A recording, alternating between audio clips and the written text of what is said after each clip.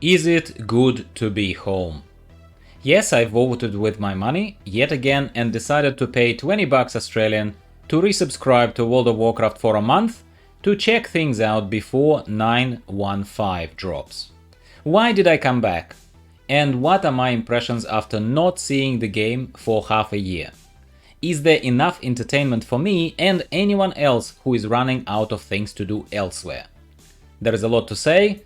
Chapters of the video will help you navigate between these topics, but if you're not in a hurry, just keep watching, let's talk about it.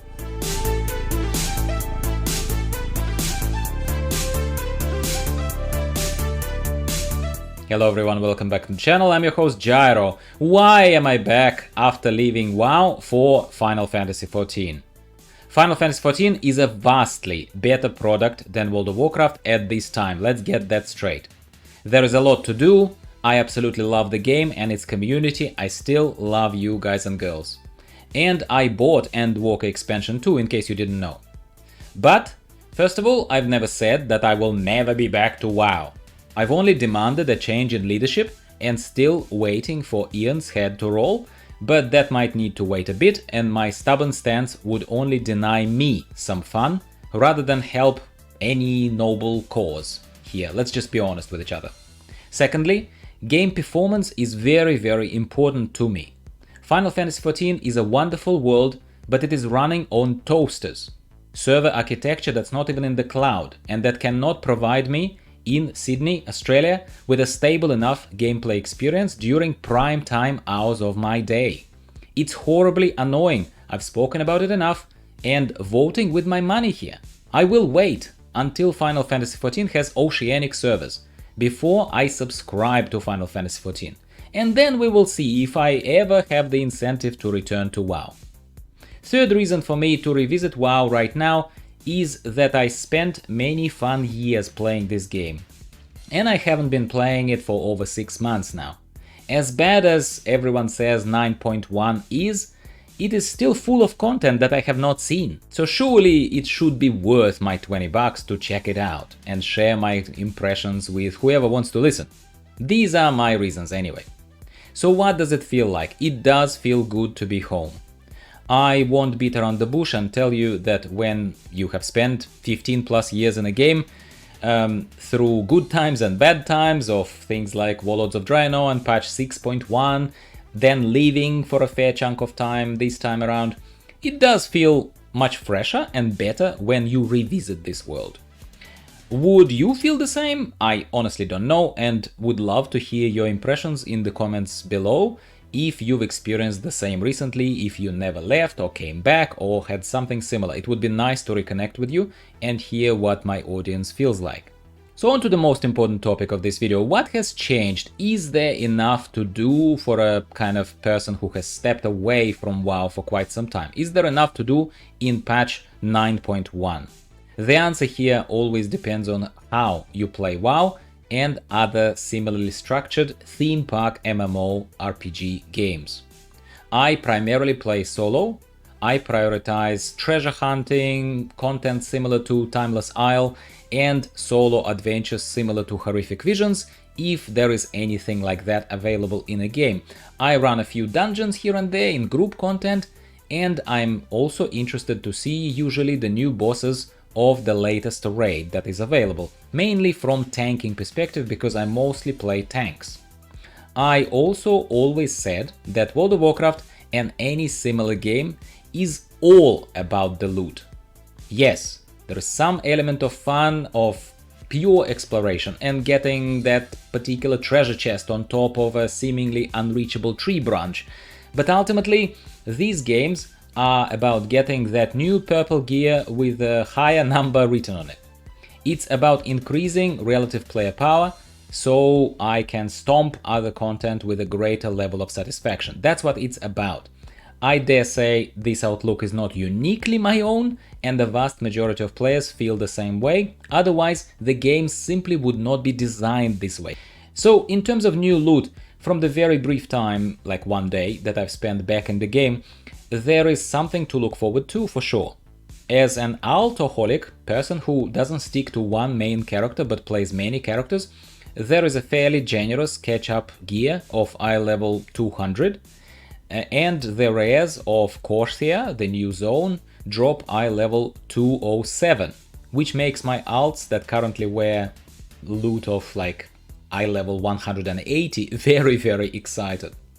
If you are far beyond this point of gearing and were running Mythic Plus every day for the past 6 months, I absolutely appreciate that this sentiment would not resonate with you at all. The new Corthian gear can be upgraded by the support systems that were introduced in patch 9.1, and they create a new gameplay loop that make you run around Corthia, collect certain items, and then use them, put simply, to power up and level up your current loot upgrades. It's not bad, it's definitely something to do, absolutely, especially if one has many alts like I do. So I would say at this stage, definitely 20 bucks Australian, well spent for a month of subscription, and then later we'll see.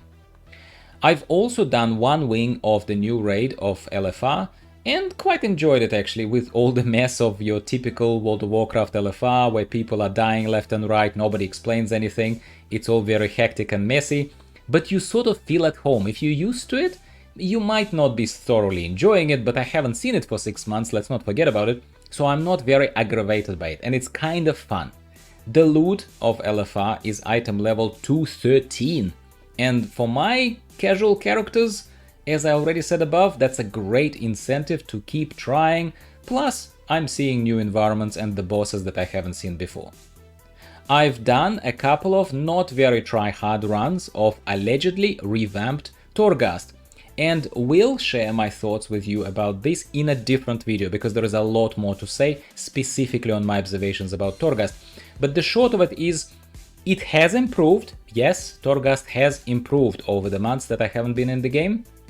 But nowhere near enough to be enjoyable content that I'd look forward to doing.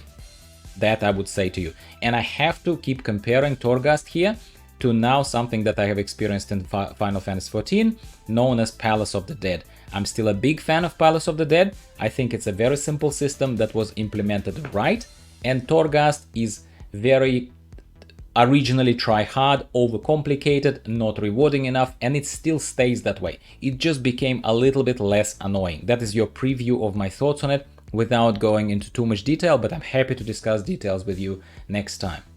So should you come back? Well, that's a very, very kind of brave question, isn't it? If you are out of WoW because you got bored of the game, similar to what I did, and decided to have fun elsewhere, key question would be, are you still having fun outside of WoW? In Final Fantasy XIV, Path of Exile, Diablo Resurrected, or anywhere else? For me, I still play and will keep playing and producing content for Path of Exile. But I've already made myself clear at the start of this video on why I am not playing, let's say, Final Fantasy XIV at the moment. So I had that growing void of the certain type of fun, gaming fun, a mature MMO player would have without a certain game to fill it with. So that void, was growing for me. And for me, this return, let's call it temporary return to WoW, made sense. And I do have a good time in the game right now, I honestly do, until this content runs out too.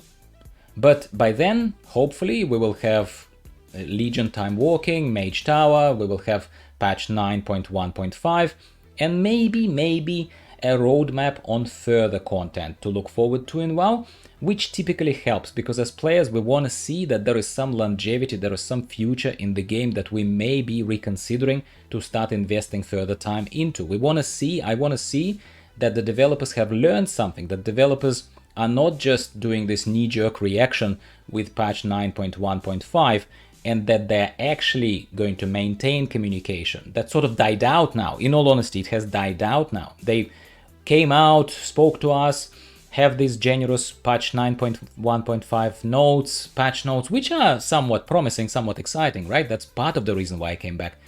But I want to see, is there more to it? Absolutely.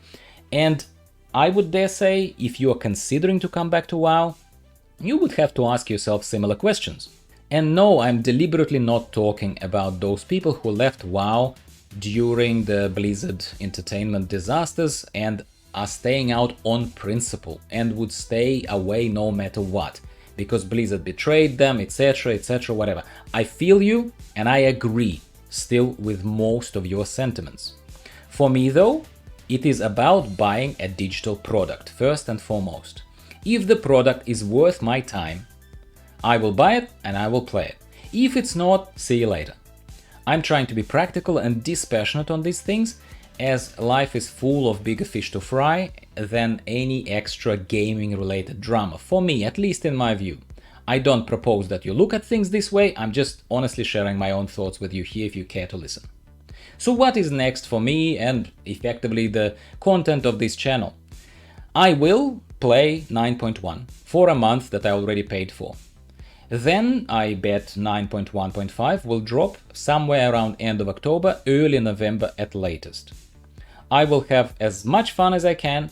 I will keep sharing my thoughts here with my people for what it's worth, as I always did. I always appreciate your support, by the way, and interest, but no harm done if this content is not for you.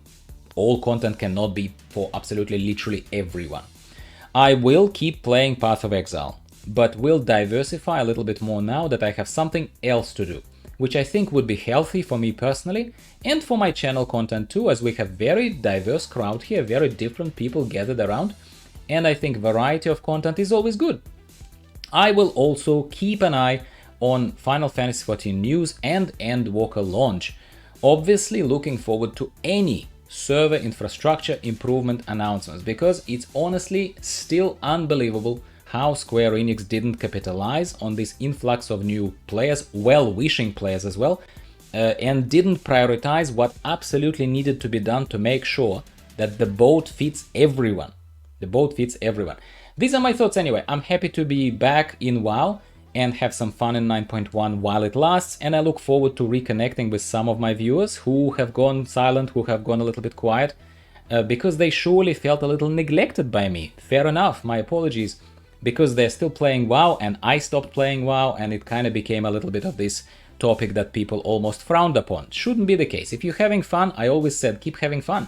I always was replying to you in the comments and saying, look, I'm out at the moment, but I'm happy that you still have something for yourself. That is still remains my position on this. So let's talk if you would like to resurface and have a conversation about this, share your own thoughts with me about how you see patch 9.1, and I would like to thank you for watching, and I'll see you next time.